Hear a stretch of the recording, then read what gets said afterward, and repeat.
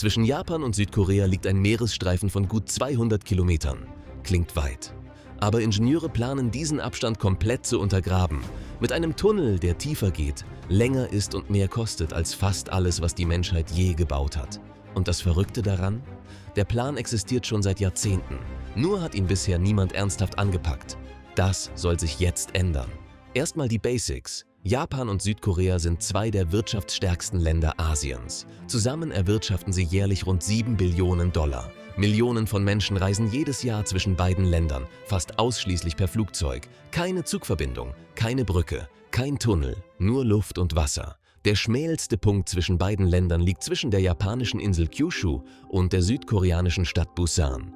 Direkt dazwischen liegt die Inselkette Tsushima, als hätte die Natur selbst schon Trittsteine gelegt. Genau diese Route ist der Kern des Projekts.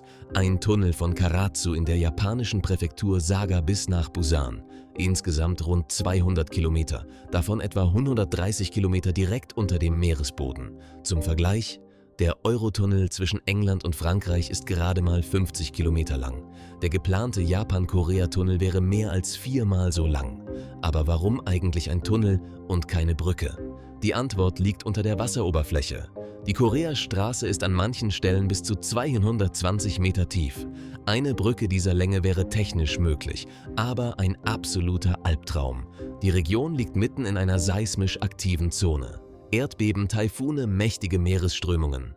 Eine Brücke würde permanente Wartung brauchen und wäre bei jedem größeren Sturm gefährdet. Ein Tunnel dagegen liegt unter all dem. Ruhig, geschützt, stabil, zumindest in der Theorie. Die erste ernsthafte Diskussion über diesen Tunnel begann in den 1980er Jahren. Ausgelöst wurde sie von Sun Myung-moon, dem Gründer der Vereinigungskirche, der die Idee als Symbol für Frieden zwischen den beiden Ländern sah. Später übernahmen Ingenieure und Politiker das Konzept. Seitdem gab es Studien, Entwürfe und politische Gespräche, aber bislang noch keinen einzigen Spatenstich. Was macht das Projekt so unglaublich schwierig? Fangen wir mit der Tiefe an. Der Eurotunnel, das bisher erfolgreichste Untertunnelprojekt der Welt, liegt maximal 75 Meter unter dem Meeresspiegel. Der Japan-Korea-Tunnel müsste an seinen tiefsten Punkten mehr als doppelt so tief reichen. Das bedeutet enormen Wasserdruck auf das Tunnelrohr. Das bedeutet Materialien, die diese Last über Jahrzehnte standhalten müssen, während unten alles zittert und oben der Ozean drückt. Dann die Länge.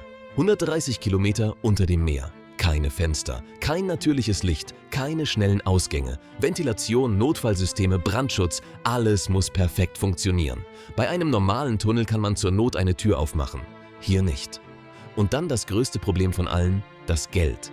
Aktuelle Schätzungen gehen von Kosten zwischen 200 und 300 Milliarden Dollar aus.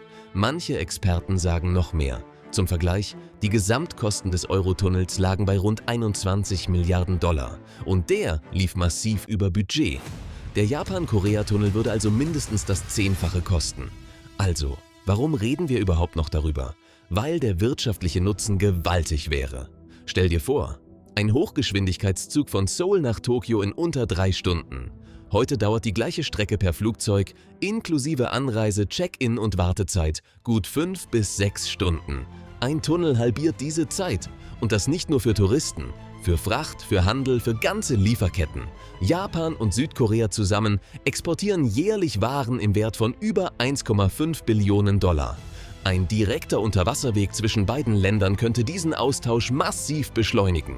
Neue Industrien, neue Verbindungen, neue wirtschaftliche Achsen in einer Region, die ohnehin schon zu den dynamischsten der Welt gehört. Und dann ist da noch die politische Dimension.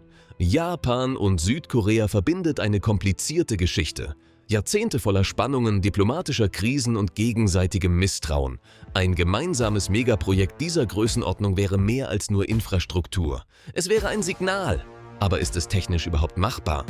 Die Werkzeuge dafür existieren grundsätzlich. Moderne Tunnelbohrmaschinen sind Wunderwerke der Ingenieurskunst. Massive Stahlzylinder, die sich durch Fels, Ton und Sand fressen. Meter für Meter, Woche für Woche. Beim Gotthard-Basistunnel in der Schweiz, dem längsten Eisenbahntunnel der Welt mit 57 Kilometern, hat allein die Bohrphase rund 17 Jahre gedauert. Ein 130 Kilometer Unterwassertunnel? Realistisch betrachtet 20 bis 30 Jahre reine Bauzeit, vielleicht mehr. Und dann ist da noch das Erdbebenrisiko. Japan liegt auf dem Pazifischen Feuerring, einer der geologisch aktivsten Zonen des Planeten. Das Tohoku-Erdbeben von 2011 hatte eine Stärke von 9,0. Das stärkste jemals in Japan gemessene Beben.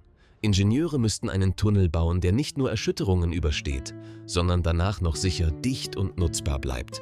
Das ist keine kleine Aufgabe. Das ist das komplexeste Ingenieursvorhaben, das je in Angriff genommen wurde. Trotzdem, die Menschheit liebt es, das Unmögliche zu bauen. Der Eurotunnel galt in den 1970er Jahren als Wahnsinn, der Gotthard-Basistunnel als unbaubar, die Öresundbrücke zwischen Dänemark und Schweden als viel zu teuer. Alle diese Projekte existieren heute und sie verändern täglich das Leben von Millionen Menschen.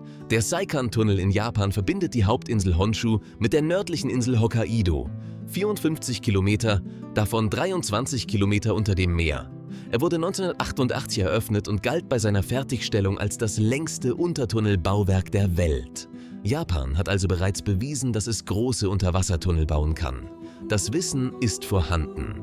Südkorea wiederum gehört zu den Ländern mit der fortschrittlichsten Bauindustrie weltweit. Hochhäuser, Brücken, U-Bahnen, die Ingenieure dort bauen schnell, präzise und unter extremen Bedingungen. Wenn zwei solche Länder an einem Strang ziehen, verändert sich die Gleichung.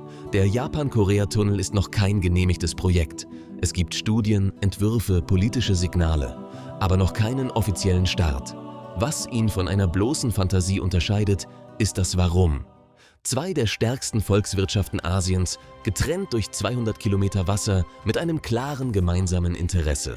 Die Technologie wird besser, die Tunnelbohrmaschinen werden schneller und das politische Verhältnis zwischen Japan und Südkorea hat sich in den letzten Jahren vorsichtig verbessert. Vielleicht ist es keine Frage des Ob, sondern nur noch des Wann. Und wenn dieser Tunnel irgendwann fertig ist, steht vielleicht als nächstes ein noch verrückterer Plan auf der Tagesordnung.